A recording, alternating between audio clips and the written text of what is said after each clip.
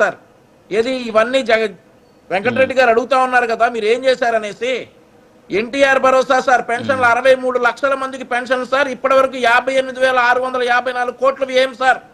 దేశంలోనే అత్యధిక మొత్తంలో అత్యధిక మందికి పెన్షన్లు ఇస్తున్న రాష్ట్రం ఆంధ్రప్రదేశ్ సార్.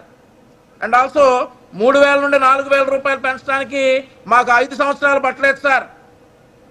2 రోజుల్లో ముఖ్యమంత్రిగా ప్రమాణ స్వీకారం చేసినటువంటి 2 రోజుల్లో జూన్లో ప్రమాణం చేస్తే మే నుండే 4,000 రూపాయలు ఏదైతే ఏప్రిల్ మేలో మేము ప్రామిస్ చేశామో మొత్తం కలిపిచ్చాం సార్. 7,000 సార్. దివ్యాంగులకు ఉచిత బస్సు సౌకర్యం ఏర్పాటు చేశాం సార్. మత్స్యకార సేవ కింద ఏడాదికి 20,000 చొప్పున 1,25,000 మందికి 250 కోట్లు సార్. సార్ చెప్పనివ్వండి, వెంకటరెడ్డి లాంటి వ్యక్తులు వినాలి కదా ఏం చేశారని అడుగుతా ఉన్నారు కదా. ఏం పథకాలు ఇస్తేనే జనాల దగ్గర డబ్బులు ఉంటాయని అంటా ఉన్నారు కదా. మరి వాళ్ళు అడుగుతున్నది ఏం చేయలేదో అడుగుతున్నారు సార్ మిమ్మల్ని.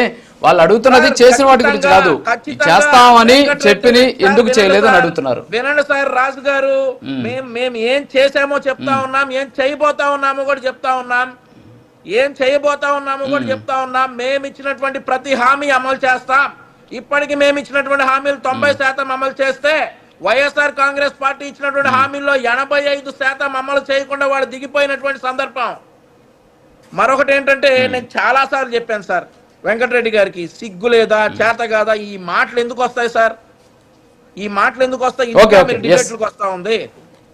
ప్రత్యర్థులు సిగ్గు లేదా చేత కాదా ఇట్లాంటి మాటలు అంటానిక. రాష్ట్రం దగ్గర నుంచి రాష్ట్ర ప్రజలు 5 రూపాయలకు అన్నం తింటుంటే అన్నా క్యాంటీన్లు కూడా తీసేశారు కదా సార్ తమరు. మీరు కదా సార్ మీరు కదా సిగ్గుపడాలి. చెప్పమని చెప్తా మేము ఏం చేసామో, వినే దమ్ముంటే వినండి.